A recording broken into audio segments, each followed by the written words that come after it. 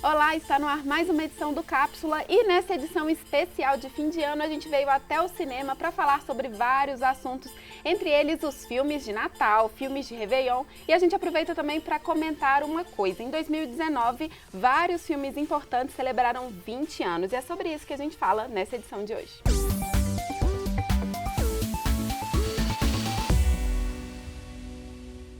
Bom, e a gente está aqui, né, Mari? A gente vai fazer aqui agora a nossa edição, nossas resenhas tão típicas, né, do Cápsula.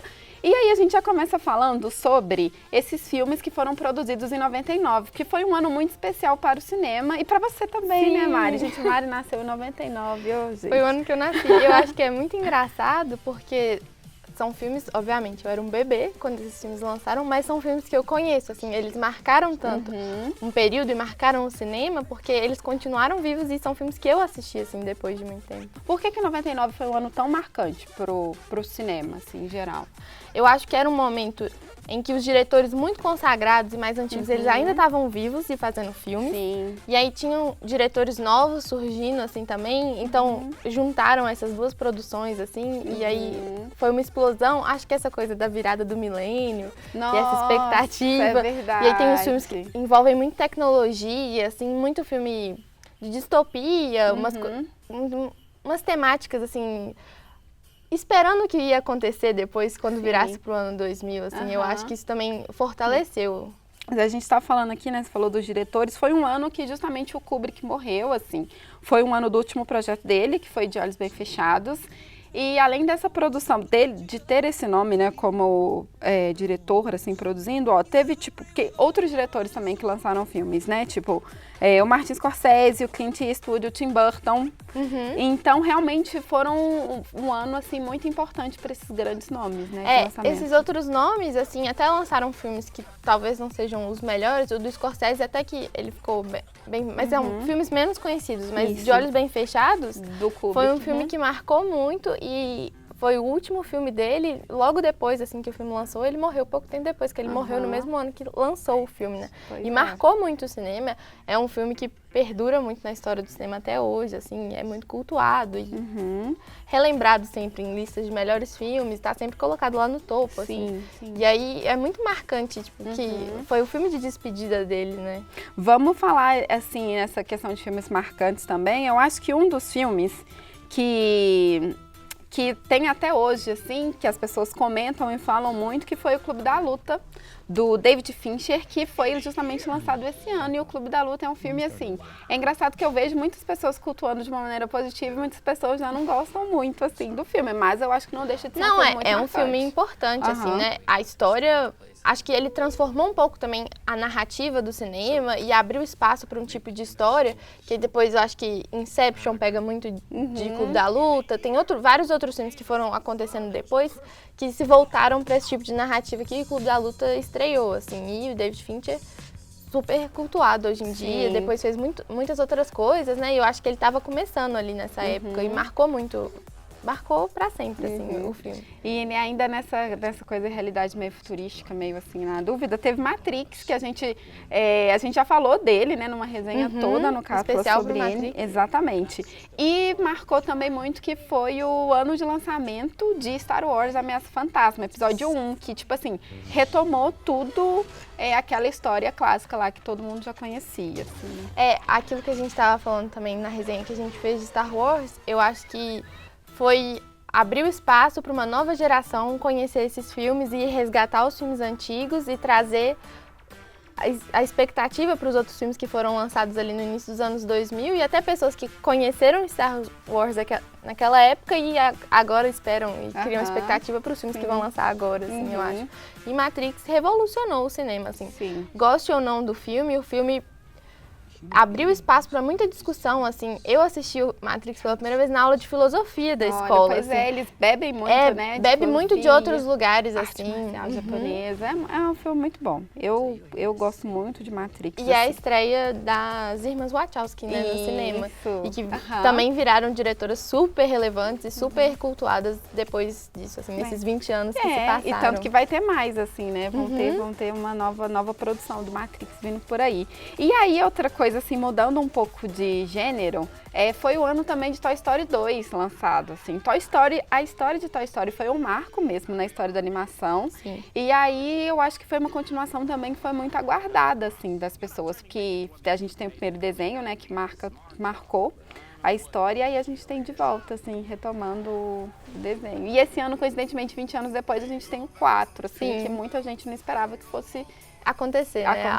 A gente achou que a história ia parar no 3, e aí, não sei se foi pensado isso, né? Até pra marcar esses 20 anos aí do lançamento do Toy Story 2. E eu acho que o Toy Story 1 foi um marco em 94 ou 95, se eu não me engano, quando lançou, por revolucionar o estilo de animação que ele apresentou, né? A Pixar foi lançada com o Toy Story, mas eu acho que o Toy Story 2, a narrativa e a história dele é muito mais legal do que o Toy Story 1, assim.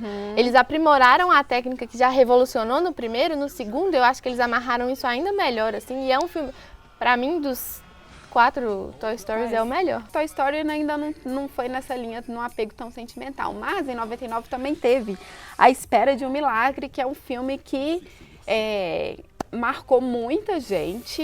É aquele filme que traz uma história muito pesada, muito triste, muito sentimental, assim. E eu acho que principalmente a figura do ator ali, de um dos atores principais, se eu não me engano, que é justamente aquele o que está condenado na história, que tem justamente aquele poder, assim, digamos, de curar as pessoas e tudo. Eu acho que foi uma figura muito marcante, assim, para o cinema como um todo. O rosto dele, digamos assim, é um filme muito importante, tocante. E eu acho que o filme, ele abrangeu uma gama muito grande de pessoas, assim, acho que outros filmes que a gente falou, talvez o do Kubrick, são filmes que são muito importantes, mas ficaram dentro do culto ali, do cinema, assim, e eu acho que A Espera de um Milagre, todo mundo assistiu o filme, assim, mesmo pessoas que não gostam tanto de filmes considerados cult, assim, assistiram o filme e era uma expectativa muito grande, porque era o segundo filme do diretor que tinha feito antes Um Sonho de Liberdade, que marcou muito, assim, o filme de estreia dele, todo mundo amou o filme muito, muito, muito, e aí existia uma expectativa muito grande se ele ia conseguir repetir isso, e eu acho que ele conseguiu muito bem, assim. Talvez, eu acho que hoje em dia A Espera de um Milagre é mais conhecido e lembrado do que Um Sonho de Liberdade. Não, com certeza mesmo, assim. E um outro filme também que eu não sei se a gente pode considerar que foi a consagração de um diretor, mas eu acho que é um dos melhores filmes que ele já fez, que foi O Sexto Sentido, do Shyamalan. E porque eu lembro que quando esse filme estreou, eu acho que até a gente pensando nessas questões de plot, de narrativa e tudo mais, foi algo que todo mundo na época ficou assim, meu Deus, que isso, assim. Até hoje em dia, quando as pessoas assistem pela primeira vez, é um plot twist muito marcante, assim. E até pensando na história do cinema, essa coisa do plot twist não era tão comum, assim. Acho que começou a se popularizar muito ali na década de 90 e hoje em dia todo filme tem plot twist. Um filme não é bom se ele não tiver um plot twist muito surpreendente. E acho que o de Sexto Sentido é impressionante. E o M. Night Shyamalan, apesar de ter feito outras coisas depois disso, ele foi a única vez que ele foi indicado ao Oscar. Foi por esse filme, assim. E eu acho que talvez seja o melhor filme dele, assim, mesmo das outras coisas que ele fez depois, são muito boas, assim. Outro filme também, entrando nessa onda, assim, né, quando a gente continua pensando nessas coisas revolucionárias, foi A Bruxa de Blair, que eu estava lendo há pouco tempo uma entrevista, na época, com os diretores, né, do filme e com alguns atores, né, que participaram, que como que foi o processo deles e como que foi para justamente criar ali aquela produção, assim, que rolou, para quem não sabe, a Bruxa de Blair é a história, tipo assim, de uma lenda, digamos assim, né, lá nos Estados Unidos, né, e aí eles, tipo, são jogados numa floresta e durante a ideia é fazer uma coisa no formato documentário, mas um terror no formato documental, assim. E vários atores não sabiam de algumas pegadinhas que foram combinadas ali com parte da equipe ao longo da gravação. Então. E também tem essa coisa, os filmes de 99, eles perduram nos filmes que vêm depois, assim. Essa estética de A Bruxa de Blair, de filmar com essa câmera, né, que parece que é a câmera da pessoa, assim, isso voltou muito. A Atividade Paranormal usa isso o tempo inteiro, né? E eu acho que, mudou o conceito de filme de terror, assim. E com pouco orçamento também. É uma nova assim. possibilidade, assim, né? Não precisa de ter super efeitos especiais e maquiagens tenebrosas pra você fazer um filme de terror muito bom e muito assustador, assim. Ó, eu particularmente não gosto de filme de terror, né? A Mari também não gosta. E aí a gente entra num campo que a gente gosta mais, que são as comédias românticas. Apesar da década de 90 ser uma década meio problemática para retratar os relacionamentos, algumas a gente gosta, né? E a gente fica assim, ainda toca a gente no sentimental, naquela história assim fofa. Até na nostalgia, na lembrança daquilo. Sim. E aí uma das comédias românticas deste ano foi Um Lugar Chamado Notting Hill. Acho que é a minha comédia romântica favorita, assim, até hoje. Traz essa história tão fofa, assim, né, do cara que se apaixona pela atriz famosa. E é a Julia Roberts, que na época era o auge dela, assim, né? Ela tinha feito Uma Linda Mulher e aí era a Julia Roberts. Eles acertam muito nessa escolha de trazer ela para um papel que é ela mesma, assim. E aí o Hugh Grant, com aquele personagem que ele faz em todos os filmes, assim, né? Depois dele ter feito 4 Casamentos e um Funeral, ele repete quase que o mesmo personagem. Esse cara inglês, meio desajeitado, mas muito engraçado, muito fofo.